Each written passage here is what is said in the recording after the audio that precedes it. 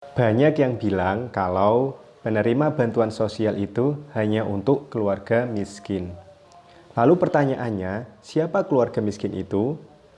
Ingin tahu apa itu keluarga miskin? Simak penjelasannya sampai habis. Jangan di-skip.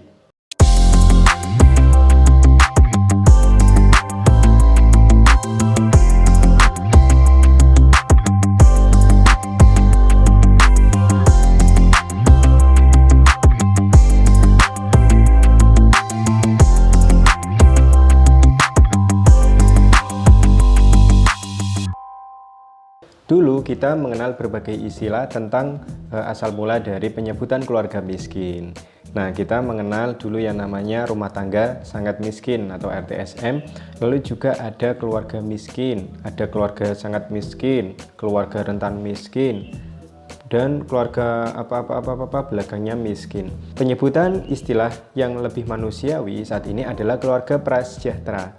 Nah, menurut Kementerian Sosial, kita harus mengupayakan penyebutan keluarga miskin, keluarga sangat miskin, dan yang lain-lain titik-titik sama dengan miskin, kita ubah menjadi keluarga prasejahtera. Nah, menurut saya pribadi setuju dengan penyebutan keluarga prasejahtera. Ini mewakili keluarga miskin atau keluarga yang rentan, ya, keluarga yang rentan miskin atau keluarga yang rentan terhadap perubahan-perubahan sosial ekonomi. Nah, seperti itu.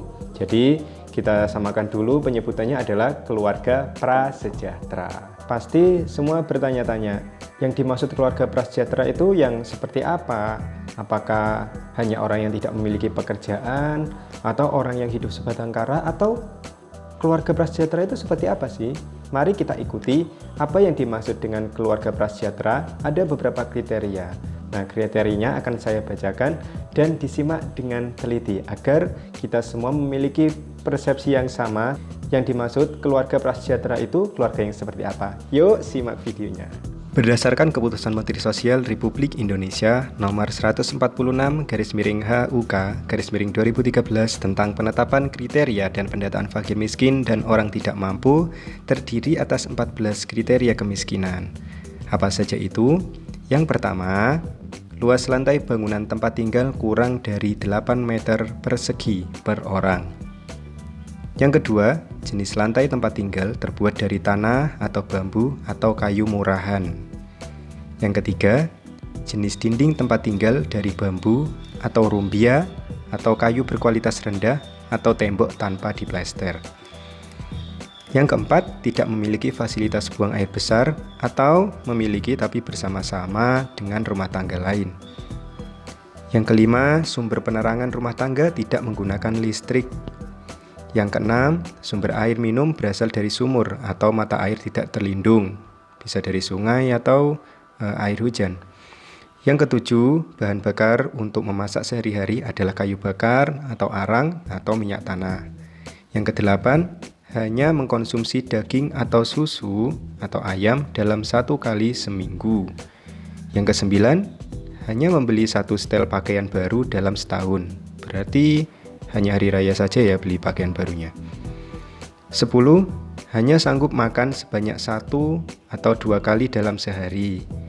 11, tidak sanggup membayar biaya pengobatan di puskesmas atau di poliklinik.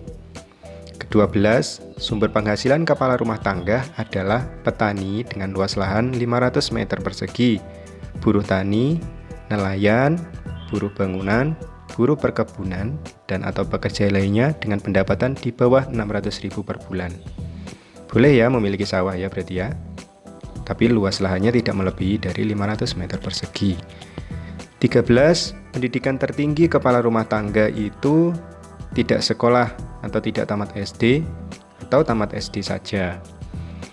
Ke-14 atau yang terakhir, tidak memiliki tabungan atau barang yang mudah dijual dengan minimal 500.000 seperti sepeda motor kredit atau non-kredit, emas, ternak, kapal motor, atau barang model lainnya.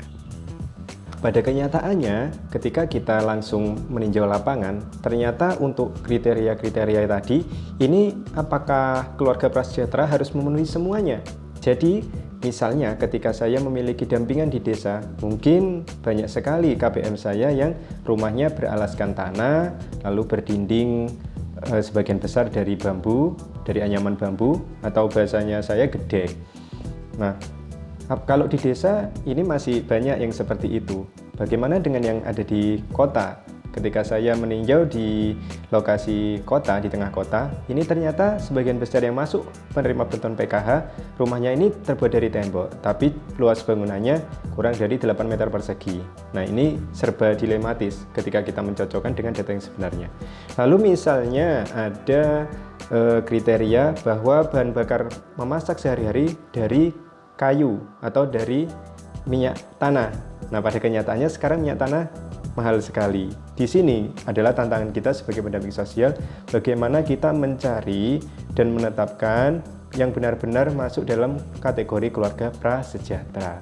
Nah, setelah mengetahui tentang apa itu keluarga prasejahtera, bagaimana dengan kriteria tentang keluarga prasejahtera, tentu kita sudah memiliki informasi yang cukup dan kita bisa menilai mana-mana yang tergolong keluarga prasejahtera. Jika misalnya di lapangan ditemui orang yang mendapat bantuan ternyata penghasilannya lebih dari kriteria yang ditetapkan, kita lihat dulu faktor-faktor yang lain, kita lihat pendukung yang lain, berapa anaknya, dan yang lain sebagainya. Sehingga di lapangan kita tidak main hakim sendiri. Jadi, orang itu sudah kaya dapat bantuan, oh saya tidak mampu kok belum dapat bantuan. Nah, ini sudah ada aturannya. Oke, cukup samonten. Jadi begitu saja penjelasan yang saya berikan. Semoga informasi singkat ini bermanfaat untuk menambah informasi kita tentang keluarga prasejahtera. Apabila ada kata-kata saya yang kurang berkenan, saya mohon maaf dan saya akhiri. Wassalamualaikum warahmatullahi wabarakatuh.